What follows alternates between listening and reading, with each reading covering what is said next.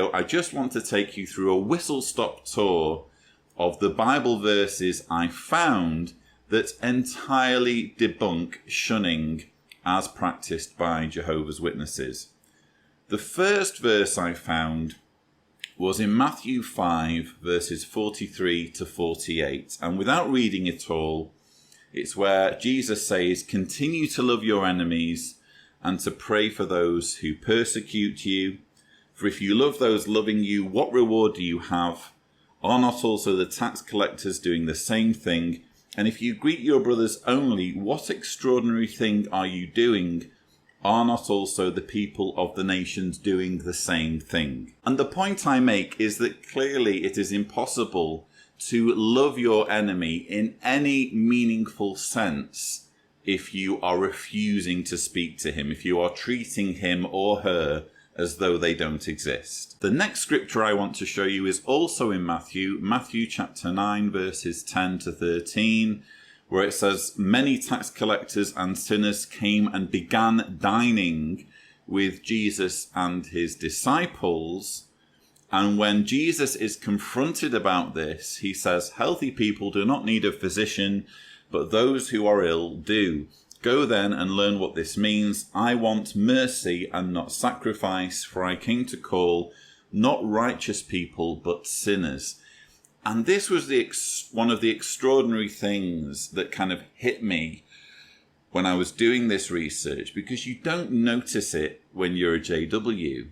You're reading all these accounts of Jesus and you're repeatedly coming up against this exact scenario where the Jewish religious leaders are saying to Jesus, "How dare you eat and spend time with tax collectors and sinners?" And they are holding that against him.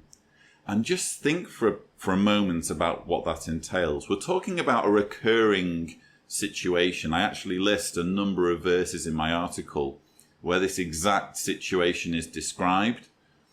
And bear in mind that Jesus was a Jew. He was practicing Judaism. He's recorded as giving a speech in a synagogue. He was part of or a member of the Jewish religion, which is why he was taken seriously as a teacher, or as a rabbi, some called him. He was beholden to the Jewish religion and its rules. And in that religion, he had leaders who were basically ordering him to shun people. Leaders who were telling him, "You shouldn't be speaking to that person because that person is a sinner." And instead, we repeatedly see Jesus not just speaking to sinners, not just speaking to tax collectors, but actually sitting down and socializing with them and sharing meals with them. And the point I make in my article is, if Jesus wanted to leave us with the impression that it's wrong to socialize with sinners and spend time with them, he did an awful job, because the message he quite clearly gives us is that it's impossible to help someone who is going astray if you are blanking them out, if you're not even talking to them. So he went one step further and he socialized with them. And that continually irritated the Jewish leaders. When you look at these verses, what you're seeing is Jesus giving his prescription for how wrongdoers are to be dealt with. And his solution is, you guys sort it out between yourselves. And he says, if your brother commits a sin, go and reveal his fault between you and him alone. He then says, if that doesn't work, bring in 2 or more others. And the ultimate worst case scenario, if you fail to persuade your brother that he's committed a sin, the worst case scenario is this: if he does not listen even to the congregation, let him be to you just as a man of the nations and as a tax collector.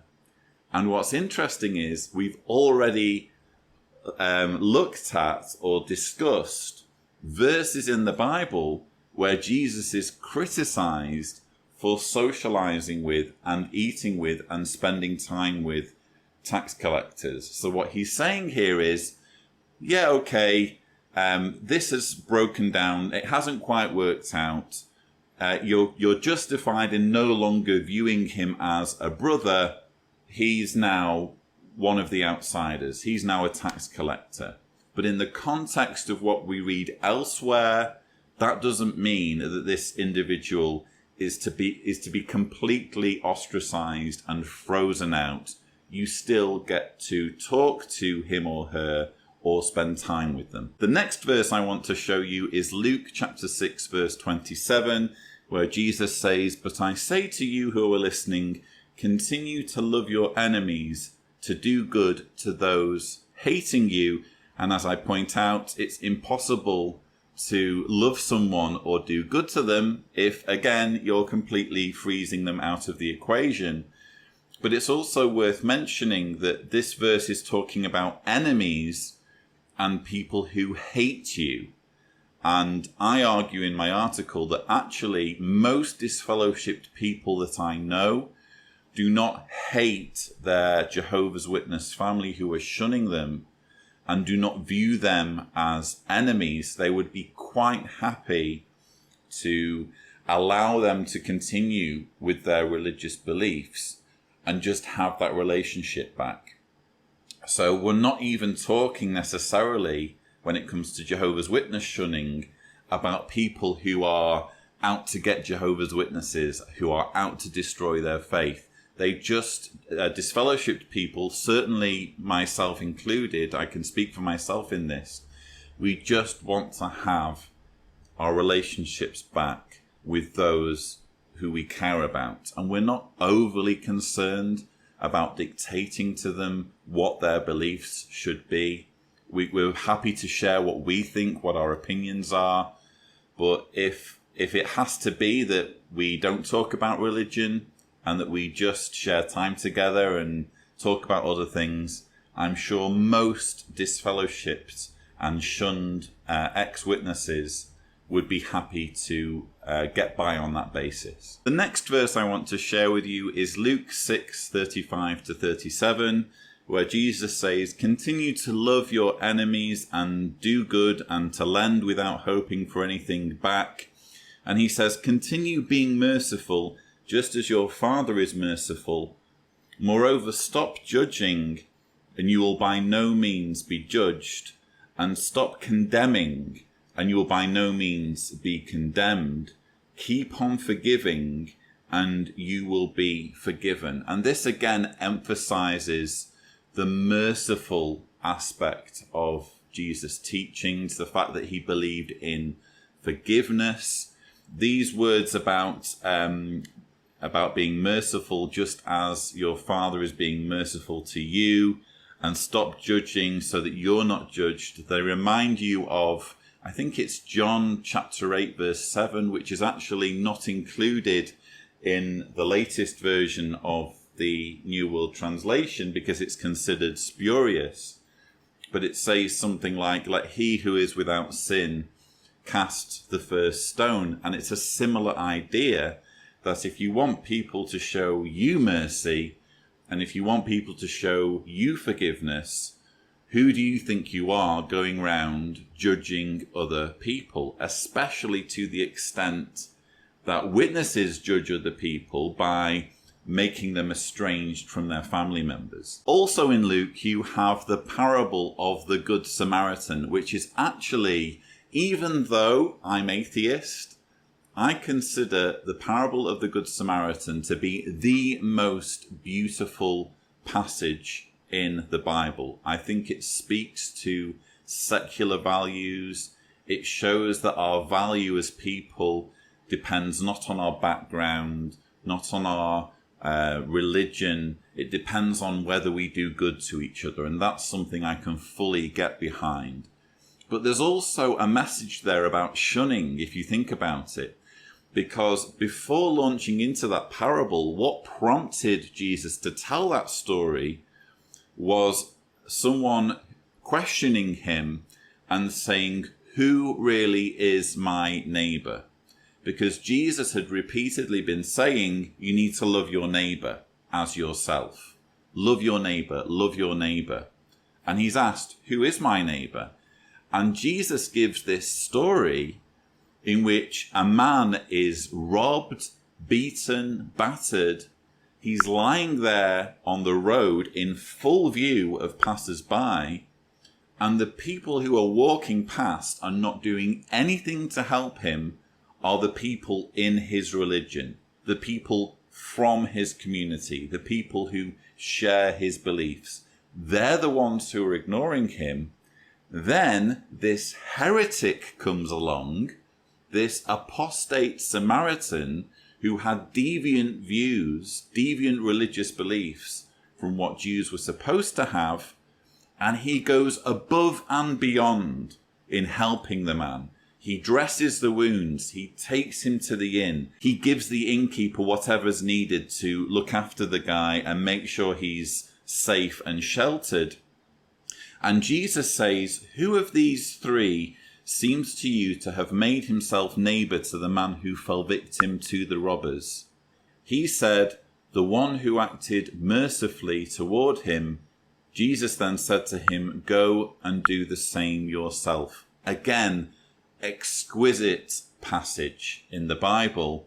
But the message there is that your neighbour can be someone who is an apostate, someone who has the complete opposite views that you have. And as I said before, Jesus was repeatedly saying, love thy neighbour. This runs entirely contrary to Watchtower's narrative when it comes to shunning and the way apostates are supposed to be treated. And also in Luke, you have the parable of the prodigal son, which, as I say in my article, the prodigal son story is dynamite to Watchtower's shunning policy. It completely eviscerates it.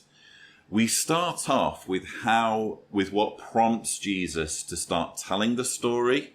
He's again approached by the Pharisees and criticized for being friendly with sinners.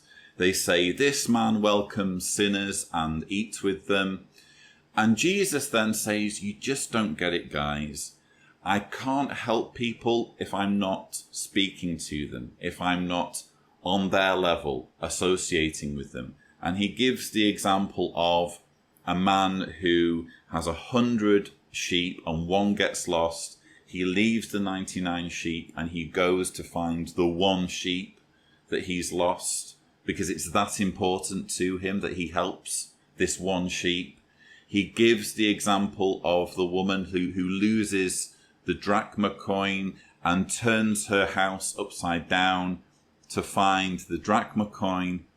And having told those stories, he goes into the prodigal son story, which again is just an entirely, it's a counter narrative to Watchtower's shunning policy, which I think is why it's mentioned so little when Watchtower is discussing how wrongdoers are to be treated.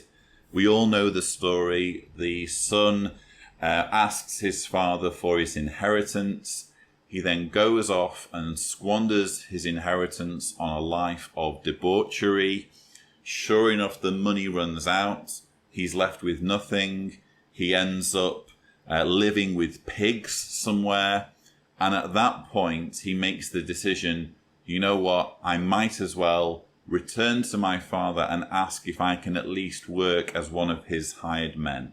Because that's the situation I'm in at the moment. It would at least be good for me to be working for my father.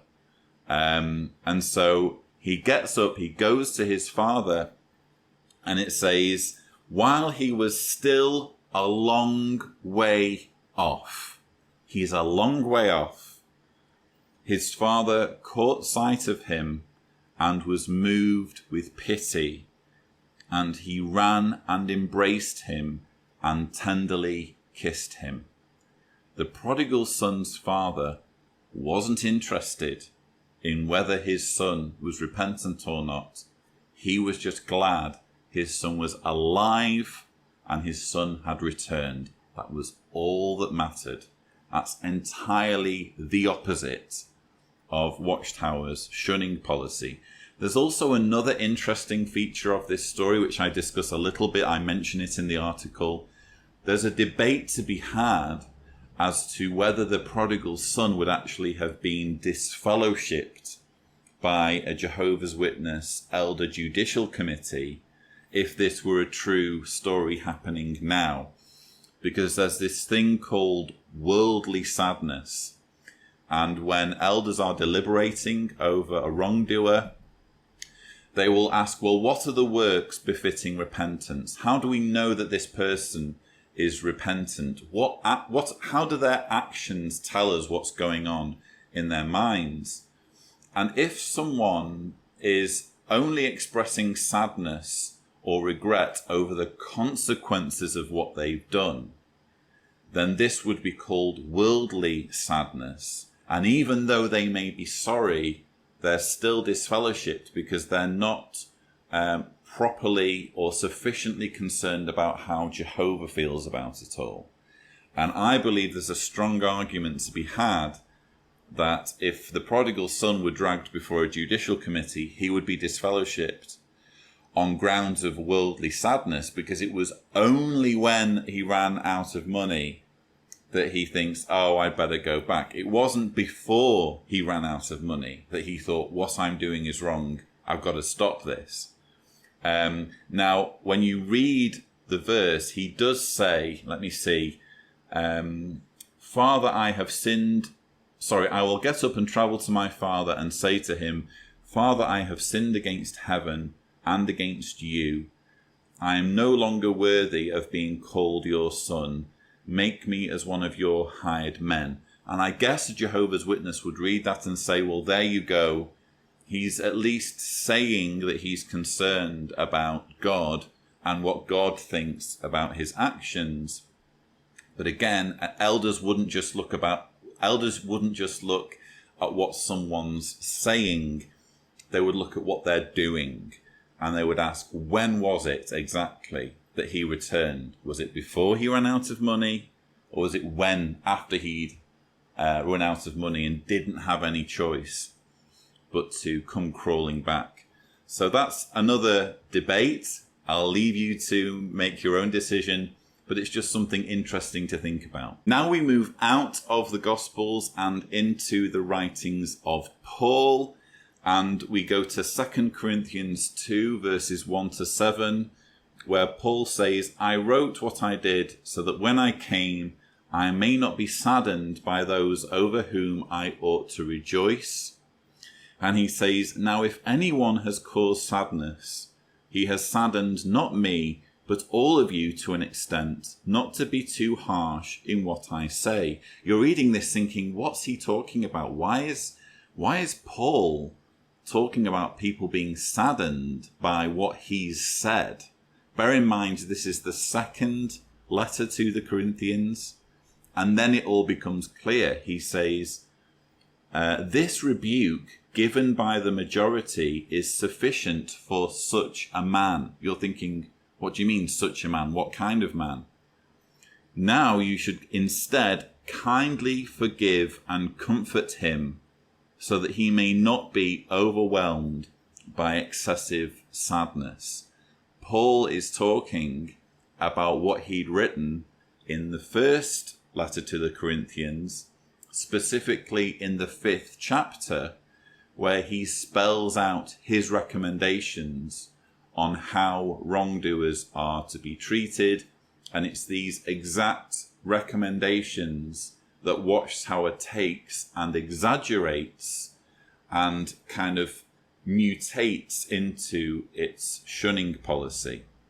And I found this fascinating, returning to what Paul was writing with fresh eyes, without interpreting things necessarily as a Jehovah's Witness would interpret them, and reading this part about excessive sadness, because that was actually something that I remember learning about as a witness.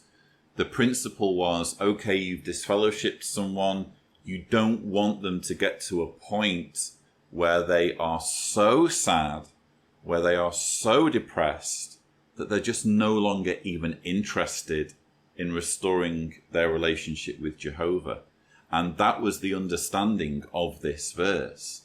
But what's interesting is you look at this and think, hang on, Paul wasn't writing this before his words in 1 Corinthians 5. He was writing them after. He's saying, listen, I get it, that what I said previously may have given rise to an enormous amount of sadness. He says, this rebuke given by the majority is sufficient for such a man. I checked in all of the other translations with this verse. In every translation, practically it says majority. It's enough that the majority of a congregation rebuke a wrongdoer. It doesn't have to be every single member of the congregation that rebukes a wrongdoer. That alone completely dismantles Watchtower's entire premise when it comes to the way wrongdoers are to be treated, because they insist that everyone, every single person, including the family members, everyone has to observe and respect the decision of the elders, the disfellowshipping principle. If you don't respect it, you're being disloyal, and actually you are frustrating the work of the elders. You are making it harder for that person to return. Here in 2 Corinthians, writing about what he's already said to on this subject, Paul says, you know what, it's okay if it's just the majority of the congregation that do this. Let's not go overboard, people. Let's not cause excessive sadness. Let's not basically bully someone. There needs to be some element of mercy extended here. Letter to the Colossians, Colossians 3 verses 13 and 14.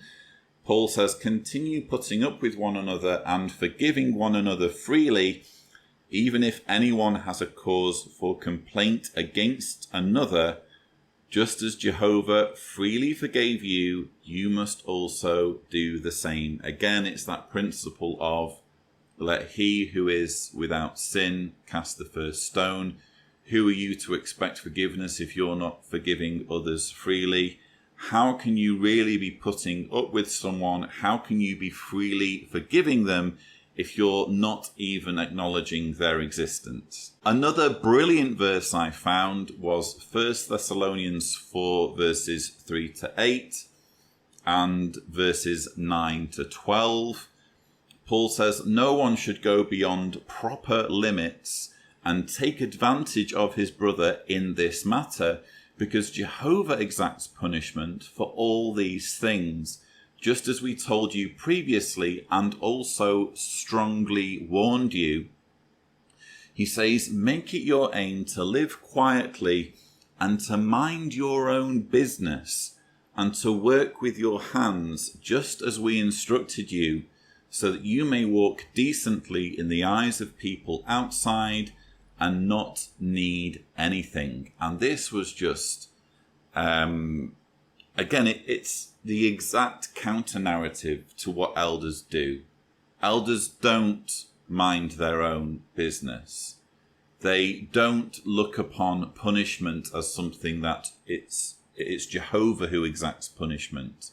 They think that punishment is something that they are responsible for dispensing, and they think that everything is their business, to the point where when it's a judicial committee situation and they're speaking to someone who has been involved in some kind of sexual misconduct or something that can be perceived as sexual misconduct, they're not afraid to ask very inappropriate, probing questions of a sexually explicit nature.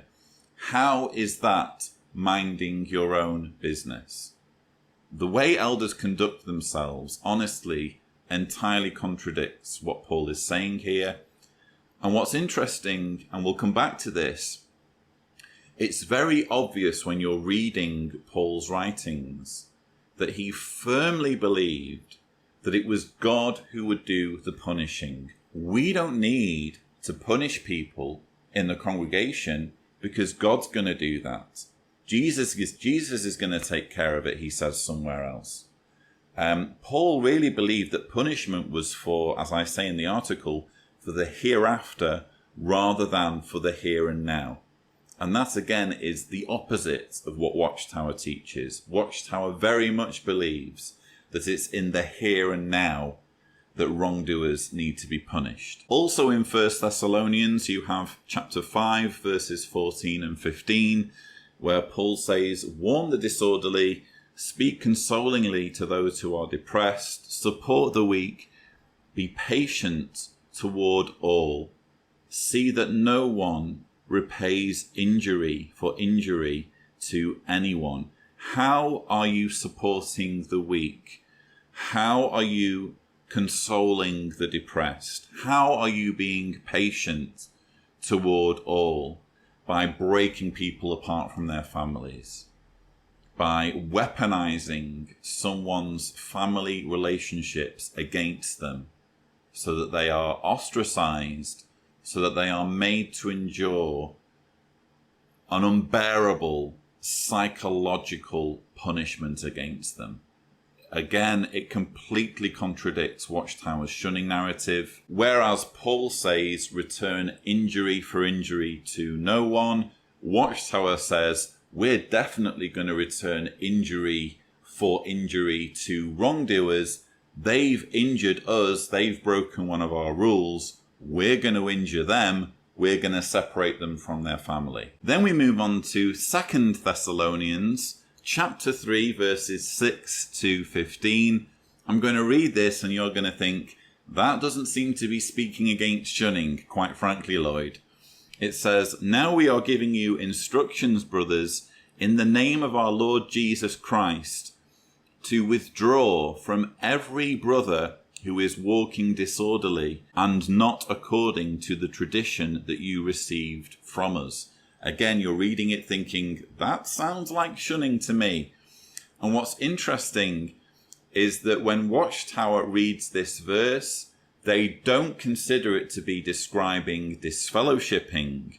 They instead say, well, this verse is talking about a different procedure called marking. Marking is basically a form of soft shunning, where if someone's doing something that isn't really too serious, it's just not exactly what they're supposed to do as a witness, but it's not what would be considered a gross sin, the elders will give a talk that, without naming the individual, spells out what it is that they're doing, so that the congregation who's hearing the talk thinks, this person's done something they're not supposed to do. I'm not allowed to socialize with them or do anything social with them. I can still talk to them at the meeting.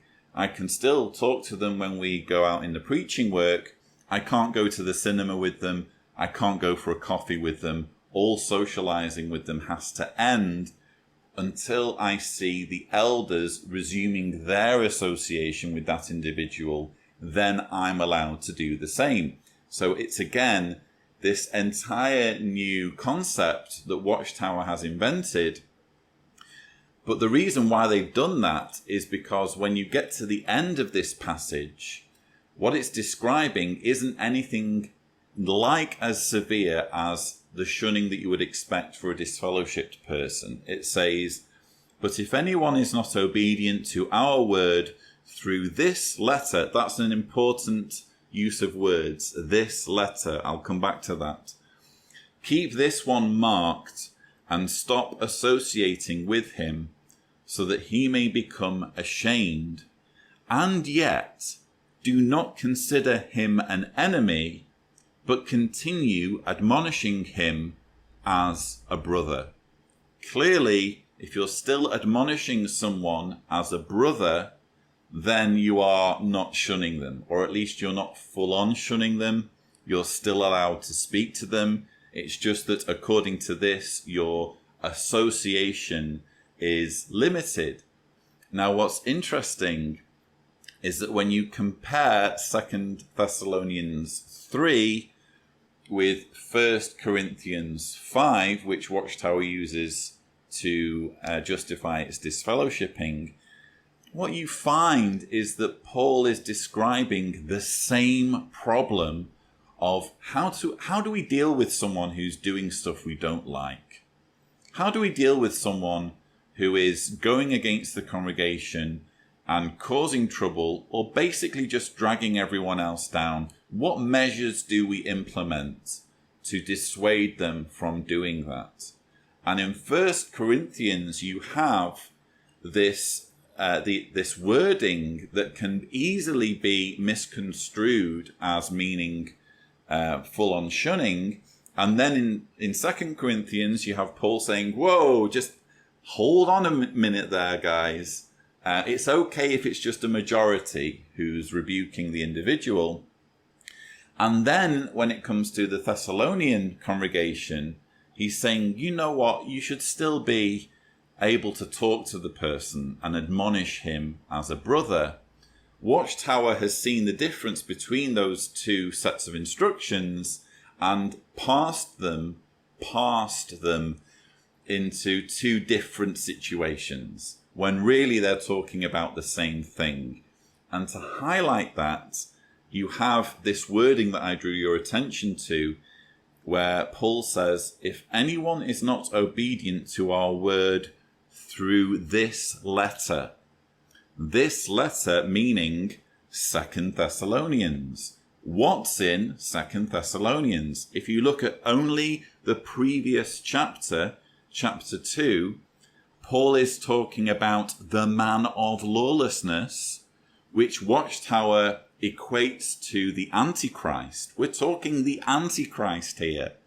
We're talking about someone who denounces Jesus. Someone who stands in opposition and exalts himself above every so-called God or object of worship. Paul is including an apostate and a denier of Jesus, the Antichrist, in his recommendations to stop associating but continue admonishing as a brother. That, again, is the entire opposite of Watchtower's narrative. Watchtower says, if you're an apostate, if you don't agree with our religious beliefs, you are mentally diseased, you are eating at the table of demons, we don't want to have anything to do with you. And yet here in 2 Thessalonians 3, Paul has a far more relaxed approach where he's saying, yeah, of course you wouldn't associate with someone who's doing that, but you can at least admonish them as a brother. Maybe in time they'll correct their course. And the reason why Paul was so laid back about this was, again, because he didn't believe in punishment in the here and now. He believed in punishment in the hereafter. And when Paul's talking about the man of lawlessness, the Antichrist, as 2 John describes such a person, he says that it's down to Jesus to do away with such a person by the manifestation of his presence. In other words, we can let this person do what they're doing because it's Jesus they have to answer to.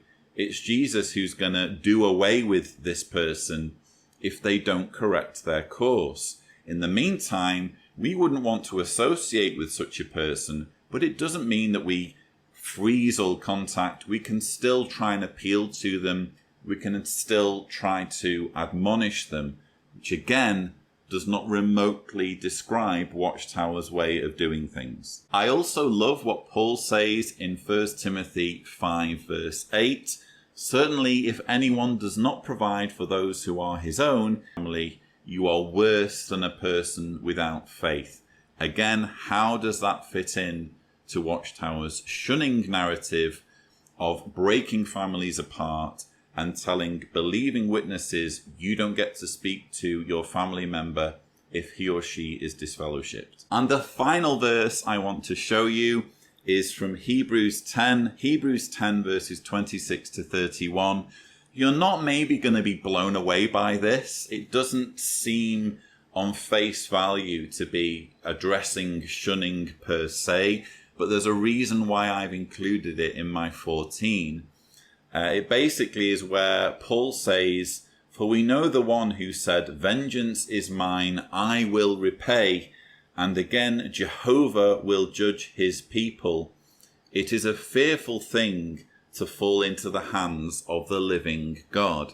Now, the reason why I've included this is, first of all, it's again Paul saying, we don't need to punish, we don't need to have this elaborate system, this elaborate judicial system where we break families apart if they don't do what we're telling them to do, because Jehovah says, "Vengeance is mine." It's for Jehovah to do the judging.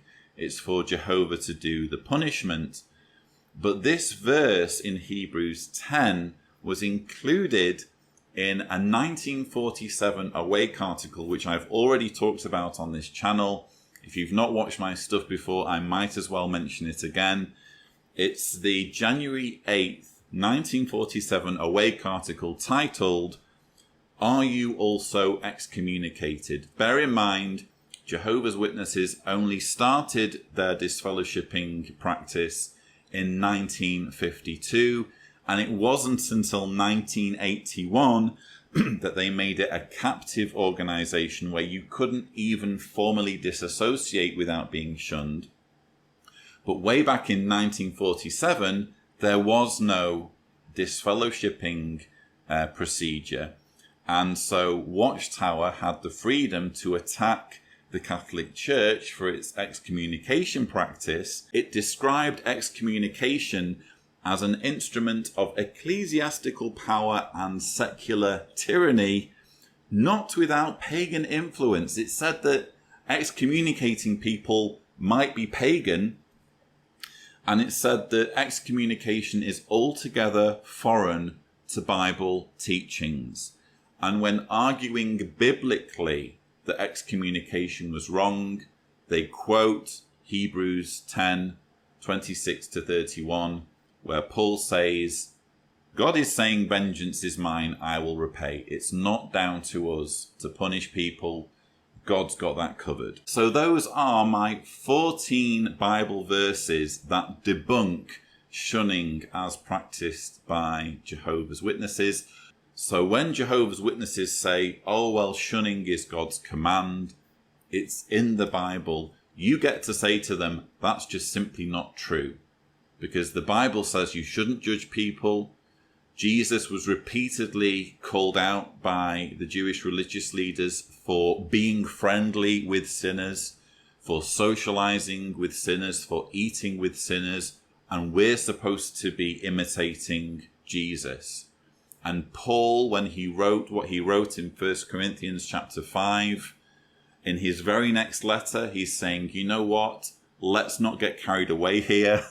It's enough if it's just the majority of a congregation that's rebuking the wrongdoer. Let's not create a situation where someone is excessively sad. And as we know, excessive sadness is putting it mildly when it comes to the awful impact of Watchtower's shunning policy. We're talking depression. We're talking people even committing suicide due to the way their families have been turned against them. And as I say, their relationships with people they care about have been twisted and weaponized against them. It's completely immoral, and yes, we can say unbiblical.